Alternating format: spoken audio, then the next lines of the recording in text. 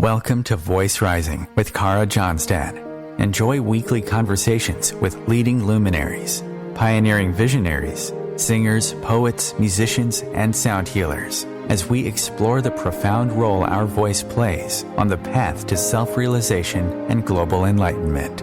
The internationally acclaimed singer, composer, author, healer, recording artist, voice expert, creator of Voice Your Essence, and founder of the School of Voice, Johnstad uses her extraordinary spiritual gifts to empower others.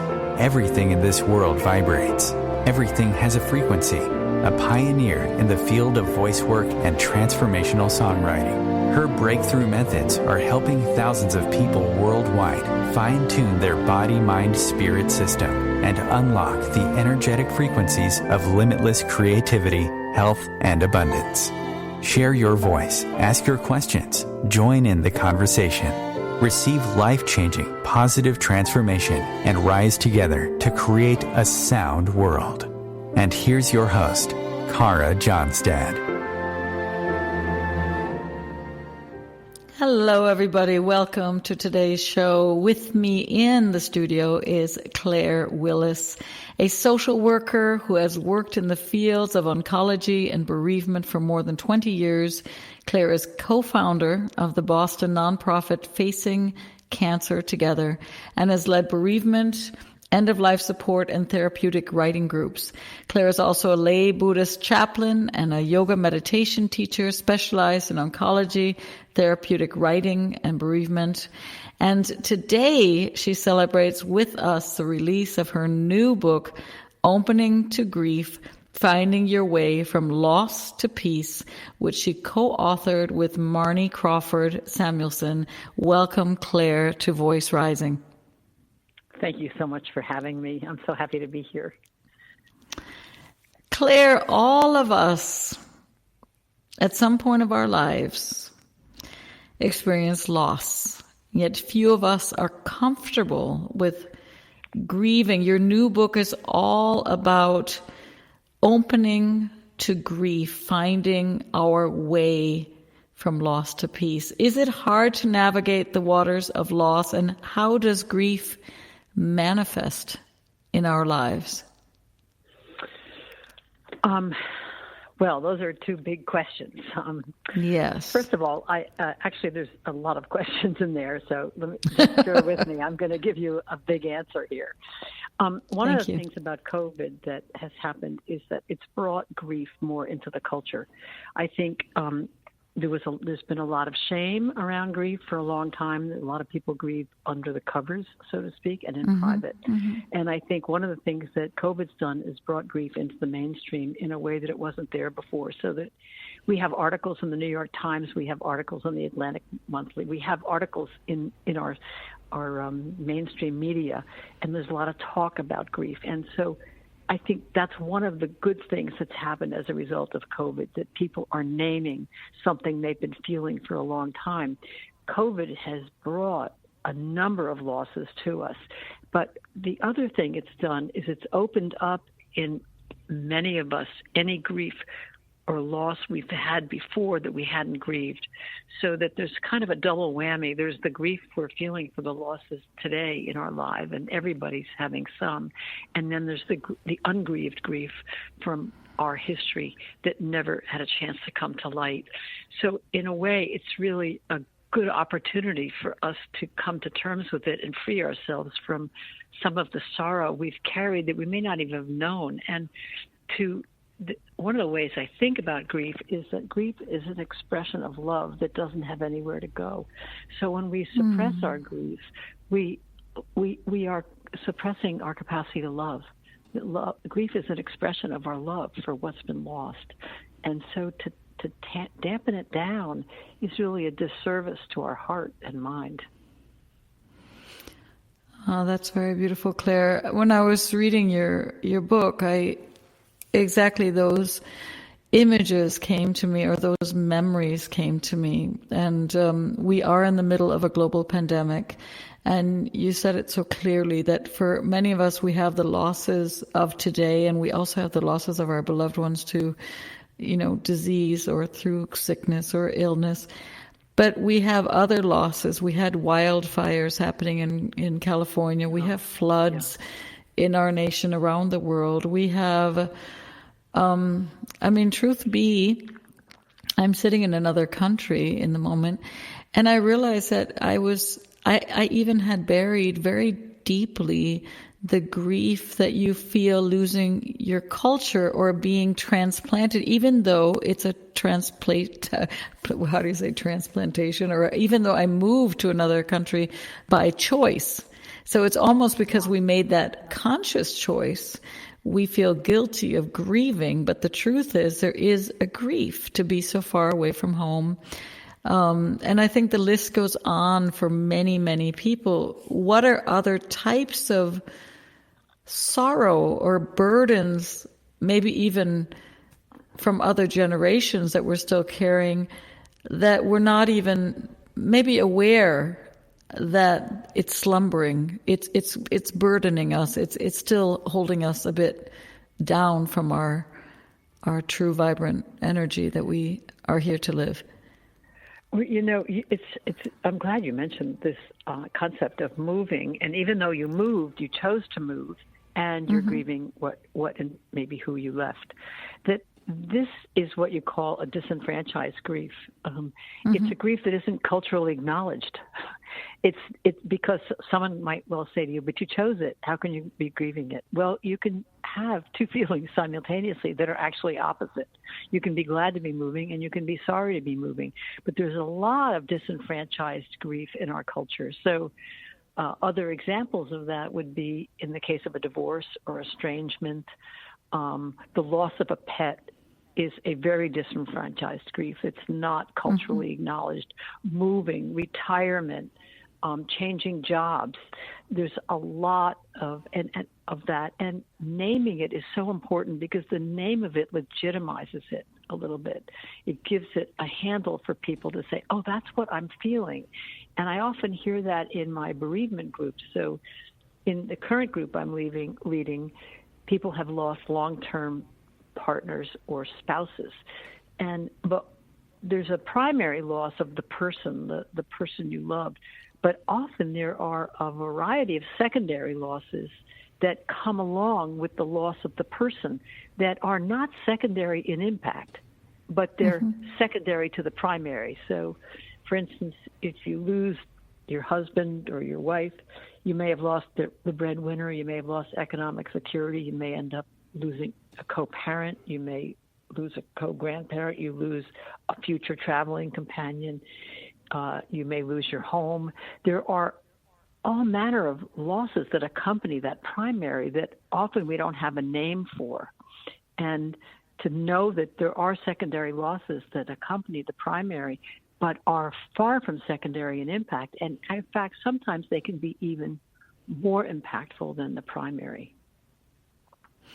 I love that you said that we can have more than one emotion at the same time. And I think that is something that we have to breathe into, that we can feel sad and joyful at the same time, or we can feel... That's right.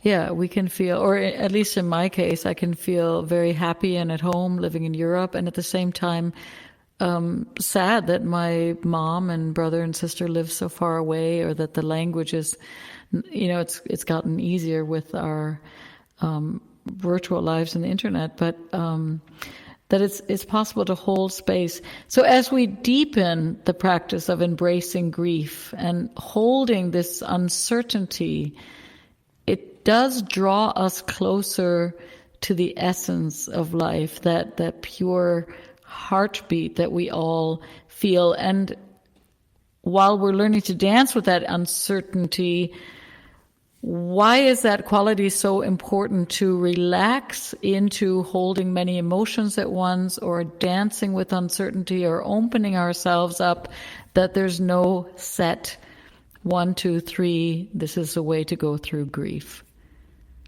Well, actually, I meant to say this earlier, and I'll say it now, is that grief, most people think of grief as sadness and sorrow. But grief is actually anxiety, it's fear, it's depression, it's loneliness, it's regret, but it's also relief and gratitude and joy.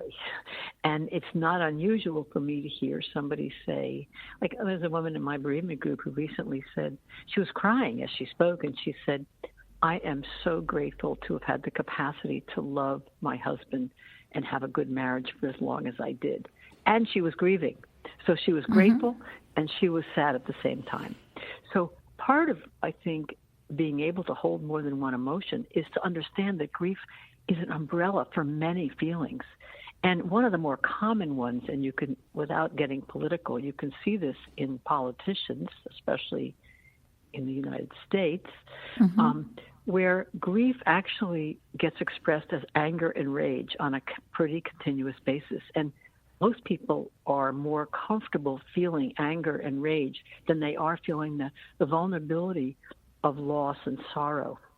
And I've often wondered when I hear politicians who are so angry and so rageful, I think, what happened to them as children that this is the way they navigate the world?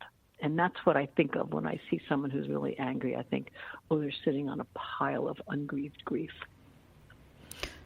Yeah, they're maybe sitting on a pile of ungrieved grief. And at the same time, I look at our media that we often do have blockbusters or films that are full of violence be the stories that we are at least told, well, this is entertainment or this is fun.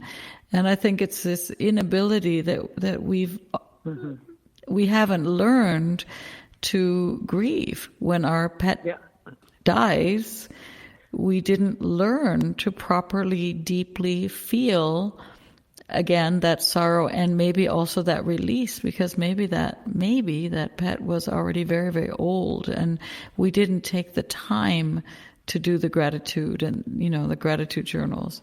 I can only say it from myself. I was very touched while reading your book.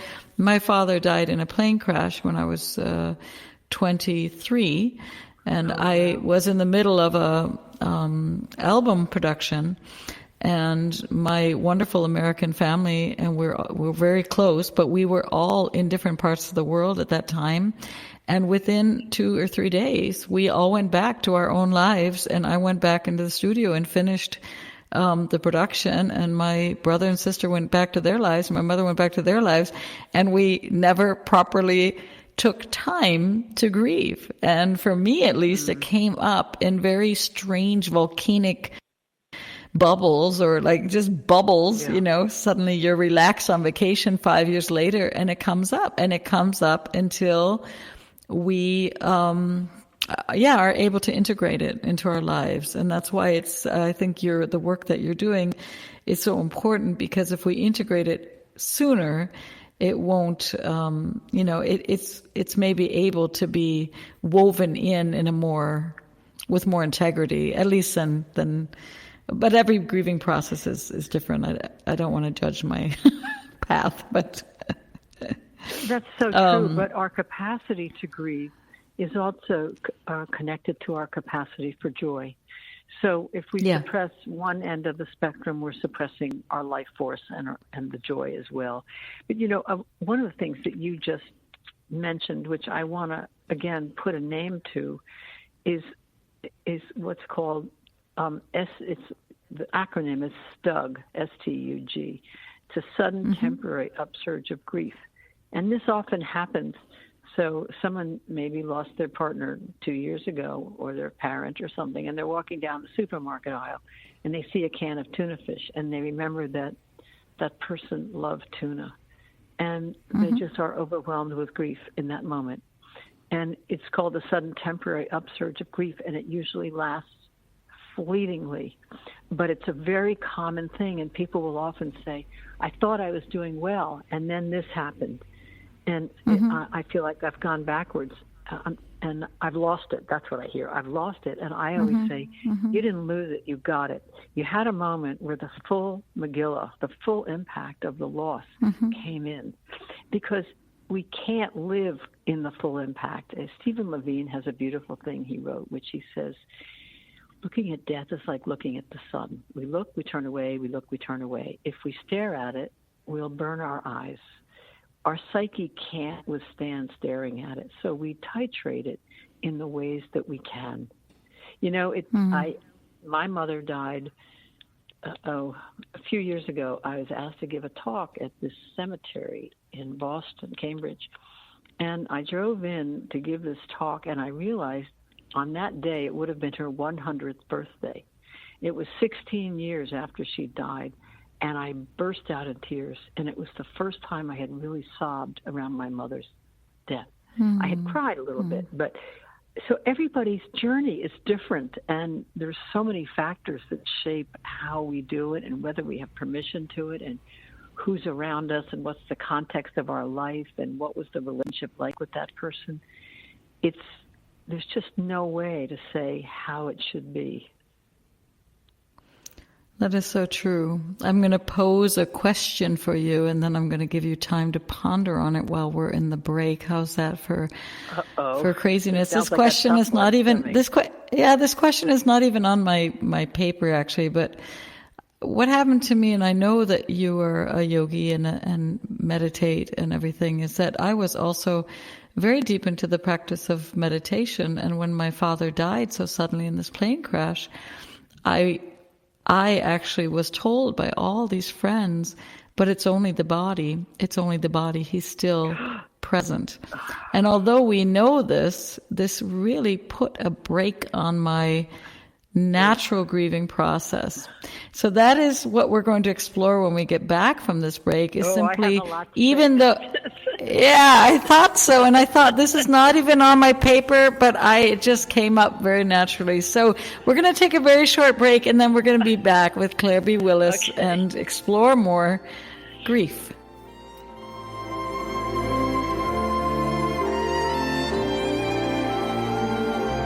The cutting edge of conscious radio. OMTimes Radio. IOM FM. OMTimes magazine is one of the leading online content providers of positivity, wellness, and personal empowerment. A philanthropic organization, their net proceeds are funneled to support worldwide charity initiatives via Humanity Healing International. Through their commitment to creating community and providing conscious content, they aspire to uplift humanity on a global scale. Connect at omtimes.com. OMTimes, creating a more conscious lifestyle. Hi, this is David Strickle. I'm excited to share my brand new show, The Stream of David Live, right here on OMTimes Radio. Each week I'll have exciting guests, and I'll channel the eternal wisdom of the stream, a group of non-physical entities whose teachings have transformed lives all over the world. So join us for an uplifting hour each Monday at 5 p.m. Eastern. That's The Stream of David Live right here on OMTimes Radio. With happy clients all over the world, Kara Johnstad knows that your voice is the missing link to more authenticity, abundance, creativity, and health. An internationally acclaimed voice expert, Kara's breakthrough methods have helped thousands of people successfully heal their voice wounds and extinguish the story of self-doubt and shyness forever. Join in group trainings, attend online sessions, schedule one-on-one time, and invite Kara to work with your organization and community. Get started today. Go to www.karajohnstad.com and receive a special guided meditation designed to fine-tune your inner voice and welcome you on the voice journey. A social distancing tip. Putting distance between yourself and others is critical to slowing the spread of coronavirus. So here are ways to stay in contact without the physical contact part. Call, send a text, set up a video conference, post on social media, dedicate a song on the radio. If you have symptoms of fever, dry cough, and shortness of breath, call your healthcare provider before going to their office. For more info, visit coronavirus.gov. Let's all do our part, because we're all #alone together. Brought to you by the Ad Council.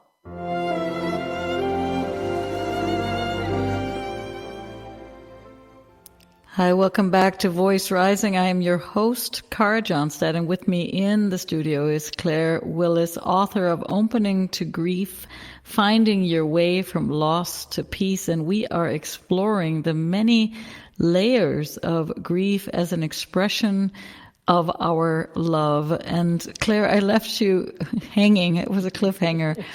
With this sensation, and I have to say that it's happened to me a few times. I thought I needed to be enlightened, and many people said, again, it's not death. We are deathless. The body is only the physical. The spirit is still very present. You do not need to be sad. How's that? And it really put a brake on that deep, deep sorrow that I really needed to express. And what are your thoughts on that as someone who has counseled and supported so many people with grief? Well, how long do you have? I have an eternity, I guess. I guess the first thing I would say is that's what I call a spiritual bypass, is that you use spirituality to dumb down the person's emotional reaction. And those kinds of comments, it's all for the best, or you'll see them in your next life, or there's a million of them that subtly shut people down. And I've come to understand that a lot of people, unless they've really done their own grief work inside out, can't really bear to be with other people who are grieving in the deepest way and allow the full expression of feelings, because they're not familiar with that part of themselves. And it's too bad, but it's also why it's so important to touch into our own grief, because in doing so, we increase our own generosity and capacity to be with others as we open up to more parts of ourselves. That's sort of the first thing I would say. And the other thing is that, I hear versions of this a lot, and people think that they're offering you comfort in some of these little things that they say. And often what they're doing is they're trying to comfort themselves in a somewhat misguided way, meaning well, but not really hitting the point. I think the most supportive thing you could say was, I would love to hear as much as you'd like to tell me about the loss of your father. Or I'd love to hear what you loved most about him and what you're missing. Open-ended, inviting questions that let the person know that you're there for them and you're willing to listen. But to cut them off with spiritual beliefs is not really what spiritual practice is about at all. It's about being intimate with what is. It's being able to be with what is. And being with suffering it's about being part of that. Yeah. That's gorgeous. Let's repeat that. To be able to be with what is, be present with what is. This show is all about voice. I'm passionate about voice. I'm passionate about all the layers of voice work. And, when it happens and that grief pulls us under and it opens the underbelly of the heart, that bittersweet that we were talking about. In some cultures, for example, in Ireland, there was a practice of giving voice to grief called keening. And there were even women that were sometimes asked to come to help to open that floodgate with these high-pitched wails to help us get out of a numb state and into a fluid state to express. Do you have any experience with this practice, or no? Is it a practice we might incredible. Be? Yeah, I have no experience with it. I mean, the way my practice and background works is just to allow. It's like the poem by Rumi, The Guest House. I'm sure you do. Basically, to welcome what comes, to befriend and tend and befriend whatever comes, is basically how I think about it, and to push none of it away. Because each of those feelings is asking something of us. And how do we, the first chapter of the book it's called Starting with Kindness, which is how can we deepen our kindness towards ourselves so that we can be kinder with one another. That's the heart of it right there. We want our hearts to break open because it'll open us more fully to connections not only with ourselves but with others around us, and it offers us the capacity to be generous with others. If we shut down these parts of our own heart, then we'll shut them down in other people without even knowing it. Yeah. Just like your friend did, the people that said, it's just a body. They shut you down. They sort of cut you off. Yeah, they did. Emotionally. Yeah. Yes. And it was very interesting too. Yeah, it was very interesting too because I just released an album. I mean, we're talking. This is maybe already 40 years or 36 or so. I can't do the math, but it's many decades ago since my father died. And I also had an interesting songwriting process where I wrote a song, what he would say to me. And that also opened the floodgates. And it was very interesting. It wasn't what I would say to him. It was actually what he would say to me. And that I just released that song. It's called Wings to Fly on the newest album. And it was just fascinating to see decades later how much was still there. Our voice is our guide. It is right above the heart.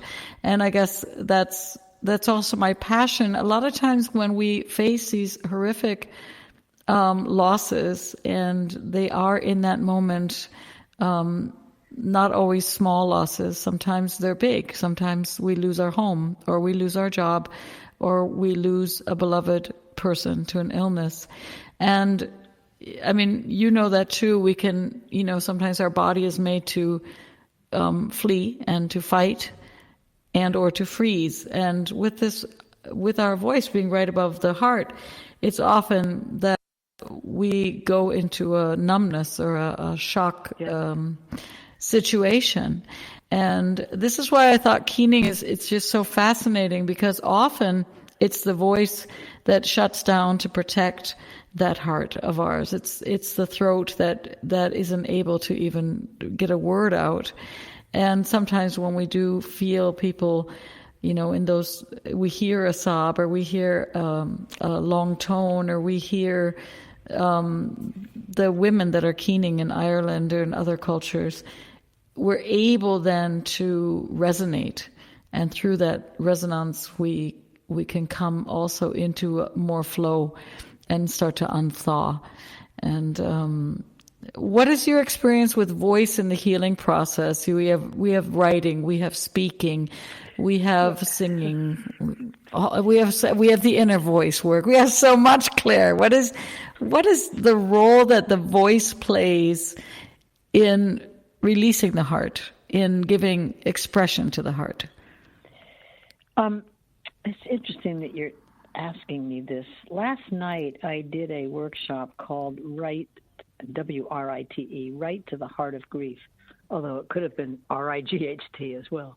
Yeah. And one of the things that I was talking about is how if you and I were talking to each other in person and I was saying certain things, I might see you nod your head in agreement, or I might see you look perplexed, or I might see you do some little nonverbal gesture that without even being conscious of it, I might alter what I'm saying. So, for instance, if I'm trying to explain something to you and you were to look confused, I might start repeating what I just said with other words. Or if you were nodding, knowing, I might shorten what I was going to say, right? So these little exchanges go on all day long with people. We read their nonverbals. But the thing about writing is that we access what I call the unencumbered voice. It's you and the paper. And there's no modification of what you have to write. You may decide you don't want to put it down, but there's no cueing. There's no relational cueing from the outside world that tips you one direction or the other. So I always think that the writing groups I do, where I say to people, this is a time for you to access your unencumbered voice. Let it write for your own purposes. Don't write to read. And I think that's what I know about voice in the grief process. I'm not familiar with using songs, but I know that music very much accesses grief with people. It's sort of like poetry. It goes past cognition.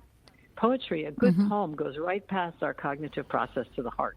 And good music does the same thing. And sometimes I can listen to a piece of music and say, I'm moved to tears, but I can't tell you why. It's touching something wordless. Yeah, yeah. You know, it goes to a wordless place for me sometimes.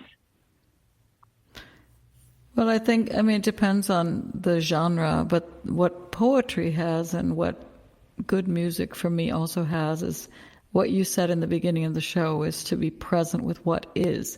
And so poetry does not try to paint it in one direction or the other. And you'll often see in the good poems it's bittersweet. You'll see the healthy tree and the leaf that is, falling to the ground, or you'll see the bitter cold and the kiss at the doorway, or, you'll see this. And I think for me, what always fascinates me about music is similar, like, especially if we look at classical music, I mean, you have a tension and it's always resolved.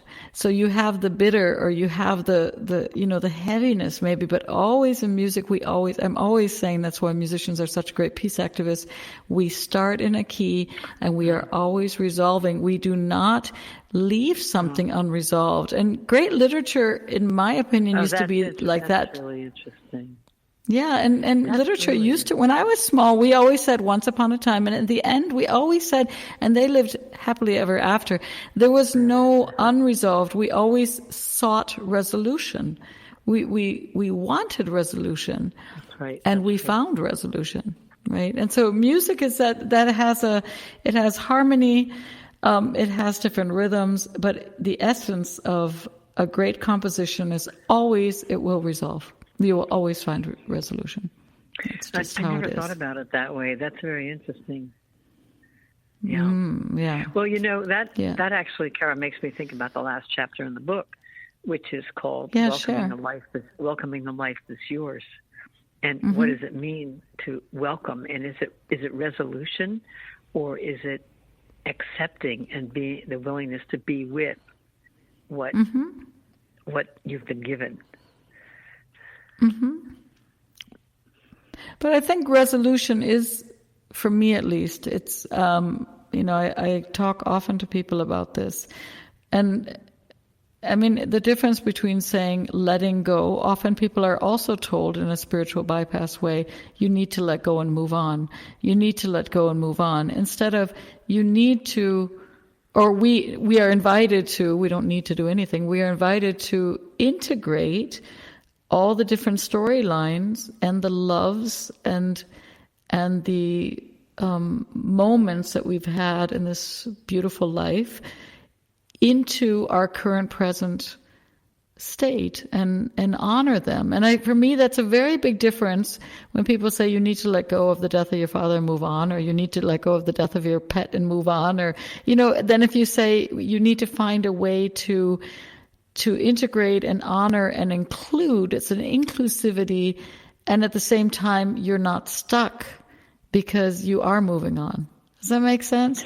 Well, yeah, I think this phrase "move on" sounds like moving away from, and the language we use is how do you move forward with the loss?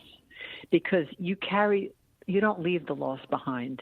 You never do that. You bring the loss forward in a different relationship to that person, but you find ways to bring them with you that are healthy and integrated. And, it's funny, I was talking earlier with somebody about that this idea that if you've lost somebody you love, the idea is that feeling joy can feel like a betrayal of that person. You just lost your husband, how can you feel joyful? Or you just lost your best friend or your child, how can But over time, you want to figure out how to bring that person along in healthy, integrated ways and not feel that the only way to stay connected to them is through grief. Because that's a common misnomer. So how do we bring them forward with us, but not move on away from them? And I think the language there is really important. You talk about that in the book. Yeah, you talk about you say the passage of time may be of some help while integrating grief, but time by itself is not the answer. It's how we spend the time. Can you share with us suggestions on how we heighten our awareness and dedicate time to grief?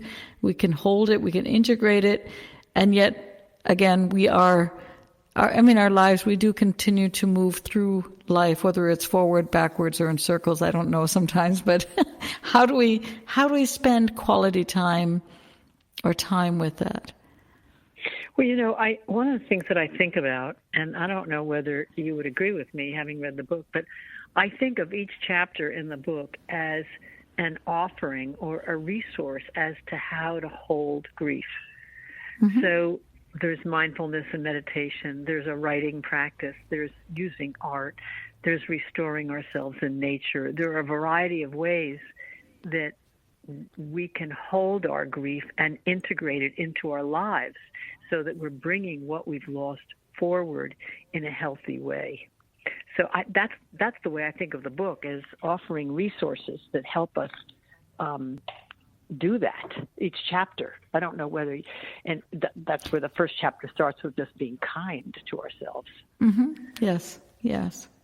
I agree. There are many beautiful passages, and also at the end of every single chapter, there is an invitation to take a walk in nature, or to begin a journaling practice, or to call a dear friend, or ask somebody if they would like to be a listening partner, or to reach out in many different ways and integrate what we're going through into a beautiful practice, to be on the path, so to say, right? Not to be running. And I think that is right.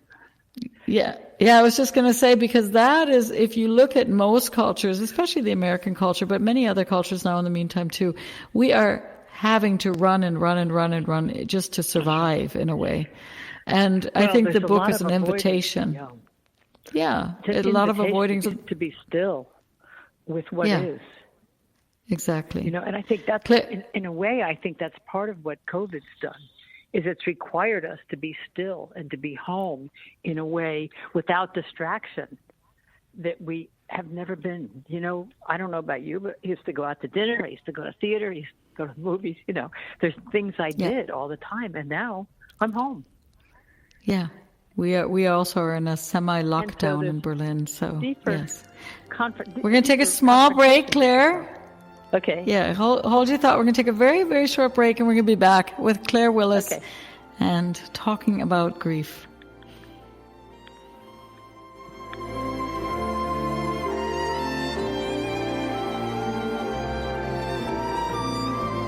Bringing a more conscious lifestyle to your world.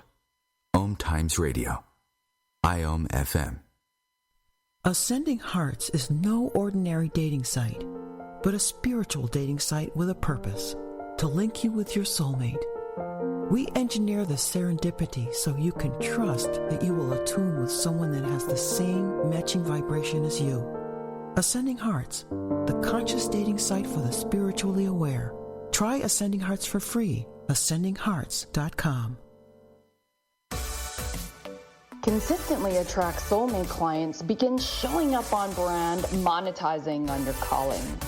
Welcome all spiritual coaches, leaders, healers, light workers, and practitioners to a show that turns you on in your business and amplifies your magnetism.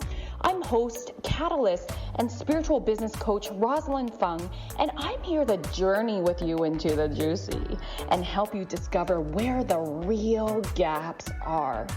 Ignite your mindset and soul with strategies and systems as each episode takes you to the sweet spot that activates your soulgasmic business by tuning in on Tuesdays at 10 a.m. Mountain. Join me for your light language activation, and let's magnetize and monetize. Imagine being fired because of who you love. Imagine being denied medical treatment because of who you marry. Imagine being evicted because of who you are. Millions of Americans don't have to imagine this. They have to live it. Because in 31 states, it's legal to discriminate against LGBT people. Get the facts at beyondido.org. Brought to you by the Gill Foundation and the Ad Council.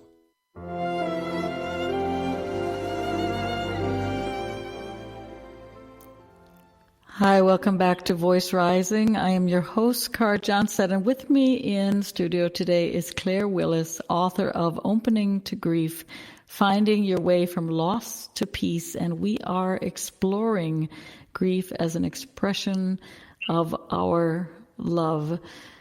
So, Claire, death and grief do seem to make people at times very uncomfortable, the subject. And as we touch on the subject and we start to explore our own grief and how we can listen more deeply and authentically, should we prepare ourselves for awkward encounters? That's quite a question. I think in the United States we live in a death-denying culture, and there's a lot of emphasis on looking good and being in shape and all of this kind of thing. And so it's tough to be able to start to talk about grief and death because everything around us conspires not to, you know. What people, I think, often don't realize is that by negotiating a relationship with mortality, their life is deepened. I mean, there's deeper gratitude for what is. You know, I had a few years ago, I had a bout with pulmonary emboli, and I almost died. And I remember coming out of the emergency room and calling my friends. I was just crying, and I said, I just want to tell you how grateful I am for your being in my life.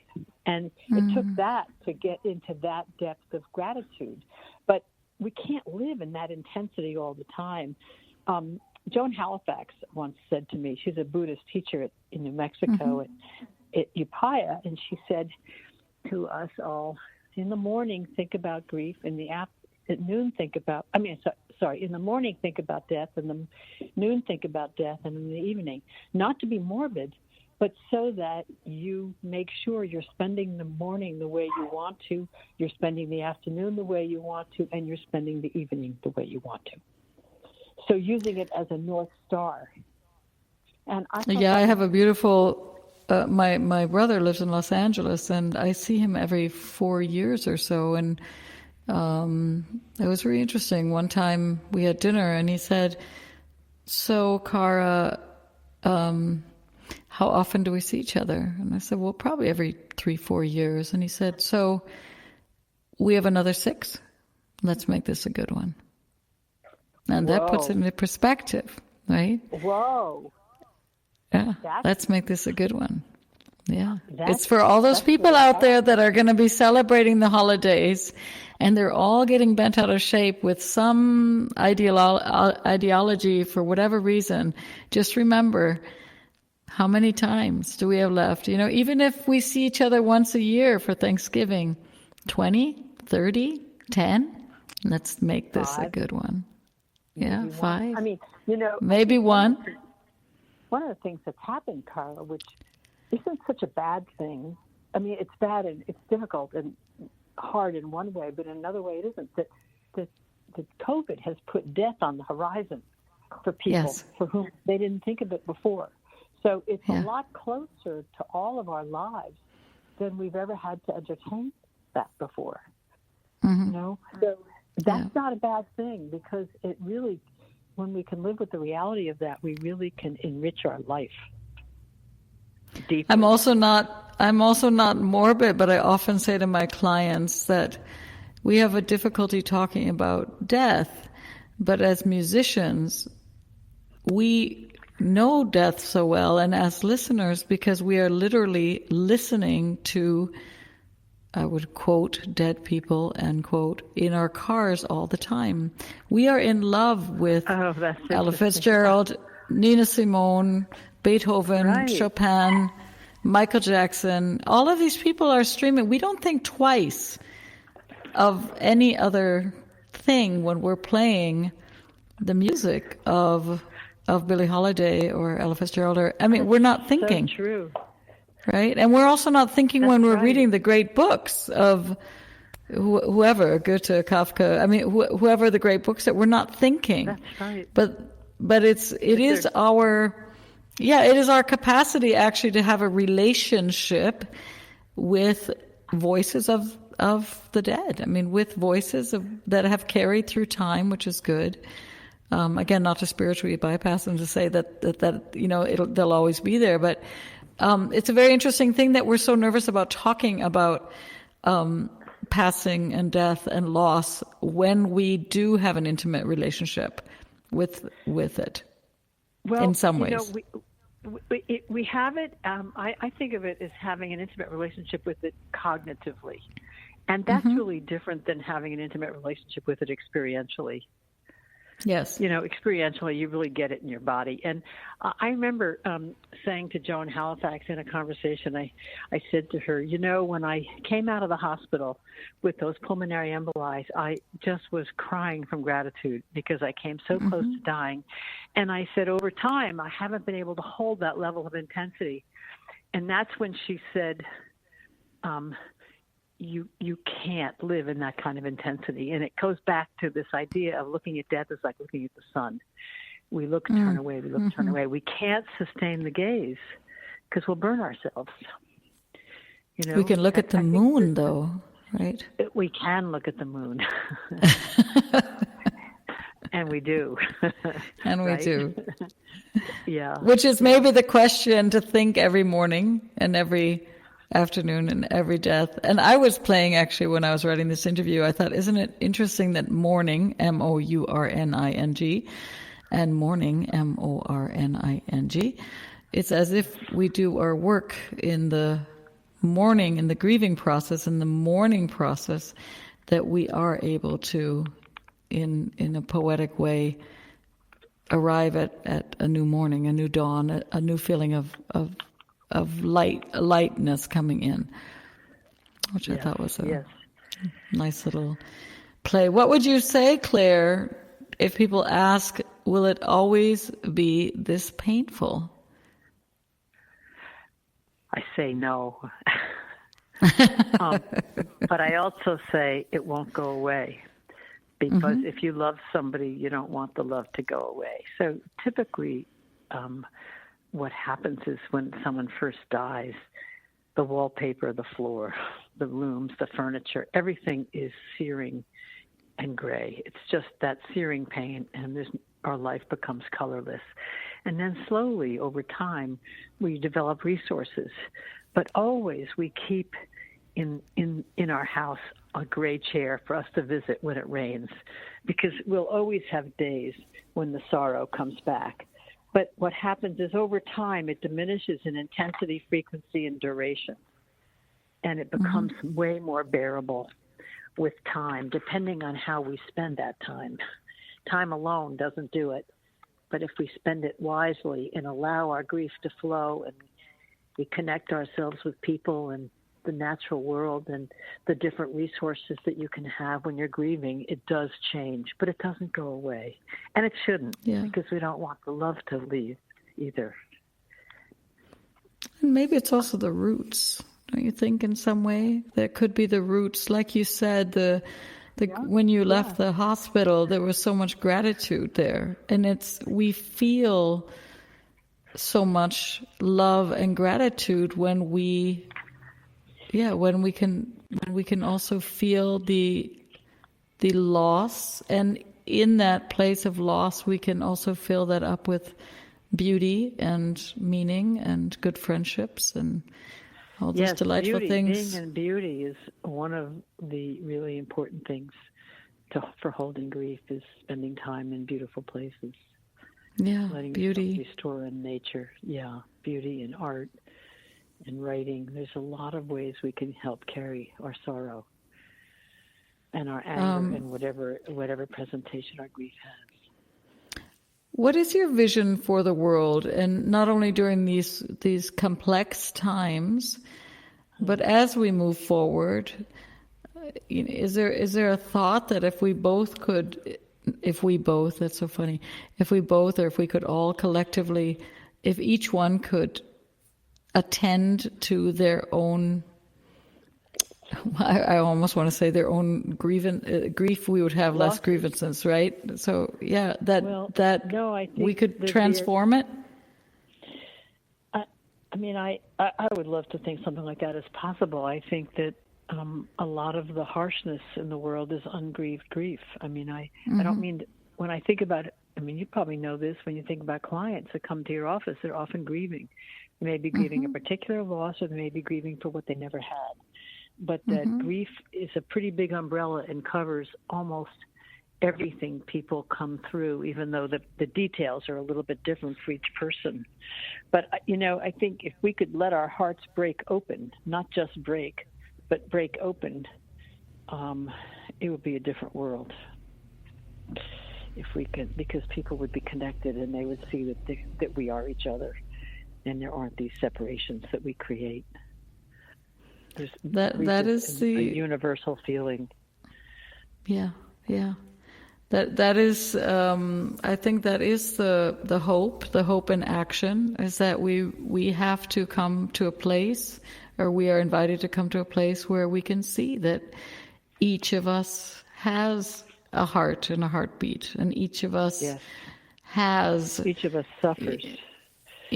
suffers, and each of us has grief, and each of us also has normally hope. We all love the sun. We might not be able to look at it all the time, but we love the nature. We might not even be able to treat it as such, but deep down we do know that when we don't have air anymore, when those wildfires are coming through and we can't breathe, suddenly we realize, right, that we love our forests, we love our oceans, right?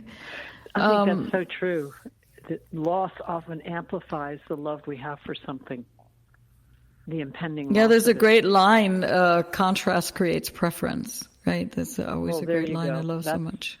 And my teacher says preference is the root of all suffering. Yeah. Yeah. Which is true too. But at this idea that deep down we know that life is a gift.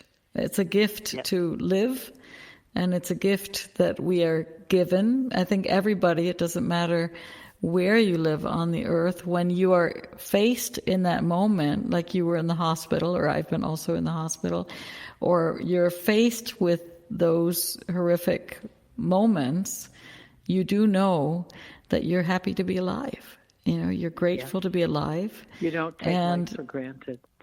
Exactly. So I'm assuming you do have a gratitude practice in many ways. Yes, I think a gratitude practice is one of the most important things we can do. Actually, I'm glad you mentioned that, because the gratitude practice can often seem like, are you kidding, in the face of grief? But the practice of gratitude is probably the single most important resource we have for being able to increase our resilience and capacity to hold our suffering. So that is a reason to cultivate a gratitude practice. Our minds are instinctively hardwired to go towards the negative. We're habituated towards negative thinking. And that's just the way we were made, and that was part of, in ancient times, it's how people learned how to survive. But we don't need those habituations. We don't need that. And a gratitude practice helps to counter that and make us much stronger. If I always use this example, if I'm teaching a class and there's 100 people in the class and 99 evaluations are very positive, but one is negative, where does your attention go? Yeah. Right? Yeah. Yes, I know that. I know that myself. I'm working on that. We all know it. Even though we know our mind is habituated towards the negative, but I could go right to the one and say, I wonder what I did wrong. How could I have gotten it so she could have maybe liked the class? Whoa, I should have done this. I mean, it's just amazing, the gyrations. So lingering with what's good, making a conscious effort to notice what is good, because there's been a lot of unexpected random acts of kindness in the midst of this COVID. People have come forward to be with each other in beautiful ways. There are things that are positive that have come out of this. And to give it voice, right? I think we can do it with acts of kindness. Give it voice, and attention. Time. Yes. It's so important. Beautiful. It might be all we can do, actually, and to extend kindness to one another. Because kindness, when we can find kindness to give another, we can find the generosity in our own grief to give to another, we help our own grief and we help the grief of the other. Yeah, and we help a grieving world, right? Even if we might not be going through a personal loss in the moment, it's really powerful to start serving the world and to reach out yeah, Claire, thank you so much for being on the show. I actually think you do not have a homepage. Is that correct? Or am I wrong about this? I have a webpage. Oh, yes, I do. It's you do? openingtogrief.com. Oh, yes. Oh, fantastic. Okay, I'm sorry about that. Openingtogrief.com. Yeah. And there's an events section on there which has a variety of readings that I'm doing in different places over the next few weeks. Fantastic. So that might be useful. Yeah. Exactly. Check out openingtogrief.com. Claire Willis, her newest book is phenomenal. Pick it up. And thank you so much for being on Voice Rising with me today, Claire. Wishing you all the best. Thank you. It was a pleasure. Thank you, Kara. Bye-bye. Bye-bye.